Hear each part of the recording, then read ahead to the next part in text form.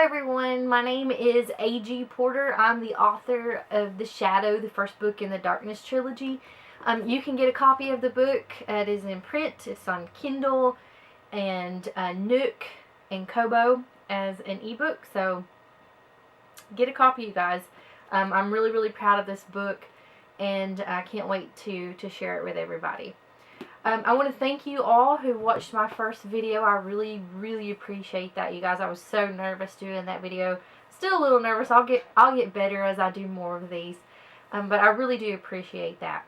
Before I get into this video, what this video is really about, I wanted to make an announcement.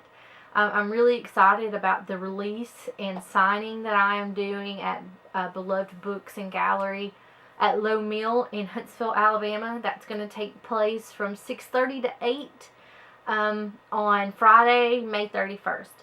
So if you get a chance, come out. There's going to be some beverages, refreshments. If you don't have a copy of the book, I will have copies there for sale, and I will sign it, and I'll answer any questions that you have. So I hope you guys will come out, and it'll be great to see you. Okay, now into this video.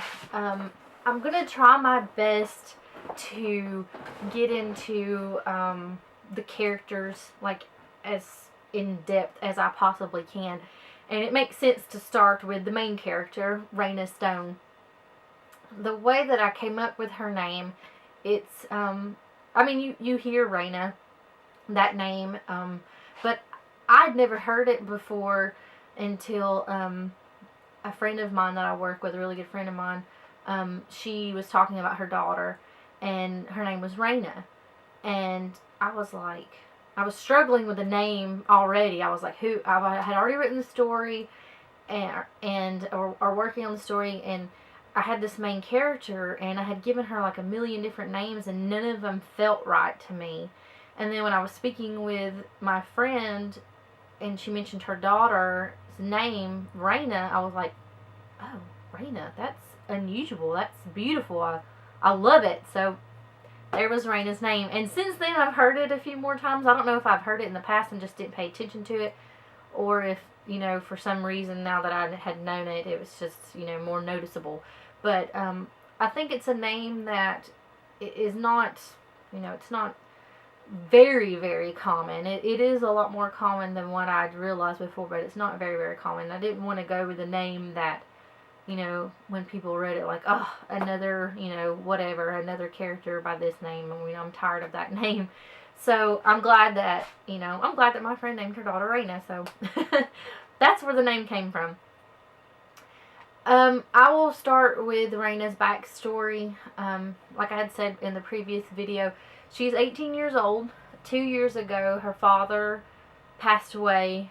He died of a massive heart attack, which, to be expected, played a great role into Rayna's a little bit of a withdrawn state.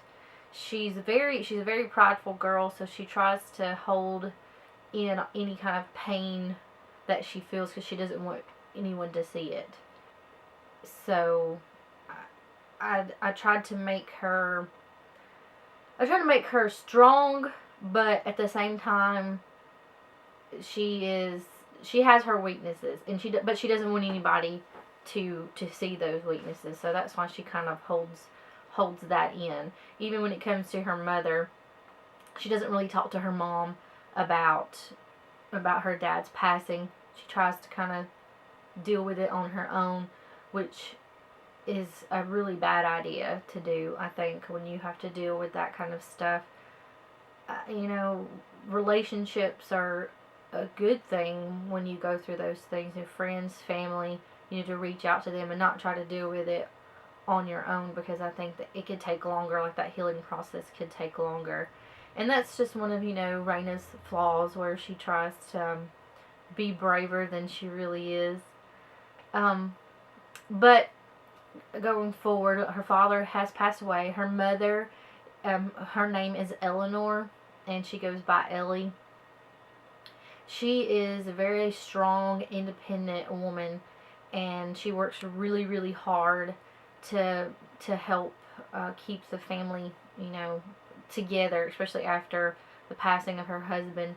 She works hard, at her job. She works hard with trying to keep, the household in order for her daughter, and just to show her daughter that she is a strong person and that she is a strong parental figure in her daughter's life. Rayna has a brother. His name is Austin. He is away at college. He's a few years older than Rayna is, but they're really close. And it pains Rayna a little bit not to have her brother there, after her father's death, because they are really close. They have a really good relationship, and he can pretty much read Rayna better than a lot of people can. He knows that she tries to deal with things on her own, and he can almost read her mind in a way. Whenever he does see her, he knows if she's upset, or just like you would think you could the relationship that you would have with a really close sibling. He can read her better than her mother can, I think, and I think that's because Rayna kind of opens up to him a little more than she does other members of her family. Rayna is close with her grandmother. Her grandmother's name is Miyakota. She calls her Mimi, and Mimi is a fiery older woman. She is actually Native American. She's Creek Indian, and she is a very spiritual person. She believes in almost anything in the spiritual realm, and Rayna's the exact opposite. Her grandmother tries to open her up to those types of things, but Rayna just kind of, she's just like, whatever, I don't believe in that sort of thing. So, but she is really close with her grandmother, even though they do have a lot of things that are, not exactly what you would think would be, cohesive in a relationship. But she is very close with her grandmother. She does have an uncle, and her uncle was married to her dad's sister, and so they're not a blood relation, but she still loves her uncle. Another sort of tragedy that happened in their family was shortly after her father passed away. His sister also passed away, and from cancer, and she left behind a husband and 3 kids. So Rayna has 2 little twin cousins, Amelia and Amy, and then a younger cousin, Trevor. And she loves her cousins. They're good fun for her. I don't really put them into the story too much, but they are mentioned every now and then. But that is the extent of her local family, because her grandfather on both sides has passed away, and her grandmother on her mother's side has passed away, and so the only grandparent she has left is her dad's mother. Her dad's mother, like I said, is Native American, and her grandfather was actually from France. He immigrated here when he was young and met her grandmother. So her family is a mixture of Native American and Caucasian. And even though her grandmother is full-blooded Creek, she doesn't really, like I said, she's not a very spiritual person. She doesn't believe in a lot of the things that her grandmother doesn't believe in, the spirituality of the Native Americans. Like I've said before, she's a Christian, so she believes in, the Christianity. She believes in God and Jesus, and she goes to church regularly. She loves her church, and that is the extent of her spirituality. There is believing in one creator, and believing in a savior, and believing in that through the savior is how you get into eternal paradise. That is her religious beliefs.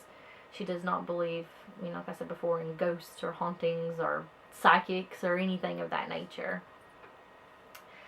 Rayna has 2 really good friends at school, Leslie and Sarah.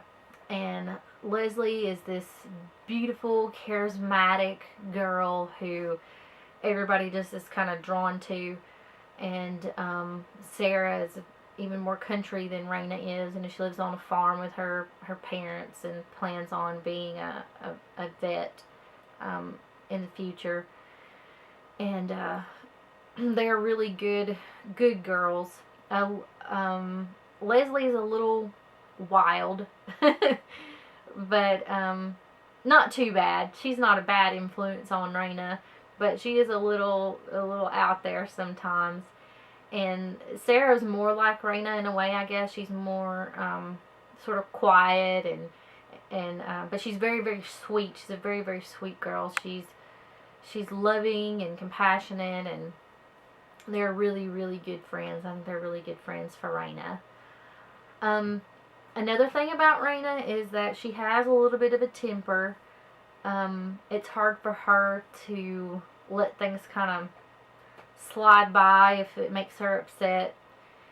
She is reserved, but if she gets upset about something, then you pretty much know that she's upset.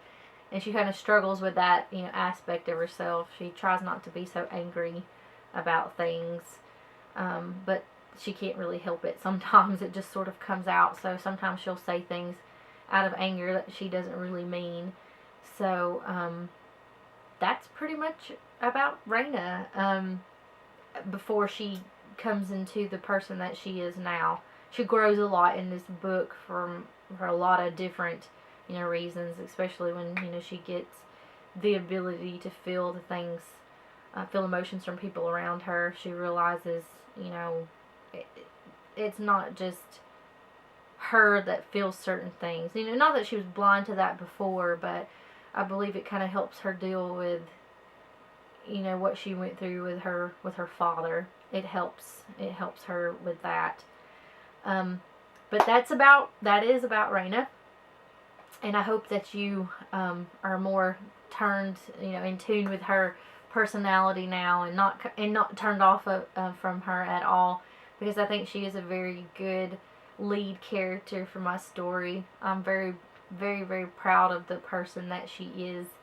I think that especially in today's society, the way that the way teenagers are perceived to be, or the way some of them act, she kind of doesn't go with the flow. She's her own person, and I love the fact that she clings to her spirituality, that she clings to God, and knows that it's not okay to do a lot of the things that people think it's okay to do. So I'm really glad about that with her. Not that she's a prude or anything. She's not perfect. She makes mistakes. She makes all kinds of mistakes through the book, and she is a real person. She's real to me. When I wrote her, I thought, what would this girl do that's she's in this society today? How would she deal with these things that she's faced with? So I know there are a lot of teenagers out there that are not, they're not into the mainstream of things, that they do have their own personalities, and I think that she's one of those teenagers, and I'm really glad that she has that that personality, that individuality, where she has a moral compass in a way, and I'm really glad about that for her, because I think she's a good influence for people. And I think that people around her are good influences for her as well, because when she gets out into, to the landing, she meets different kind of people. And so she's not as, not that she's narrow-minded, but it still opens her up to different personalities instead of the ones that are just in, her little small town of New Hope. So I hope that you will try to dig deeper into Rayna's story by getting the book and commenting on this video. I would love to hear your opinion on Rayna. just by from what I'm telling you or from the character that you've read in the book.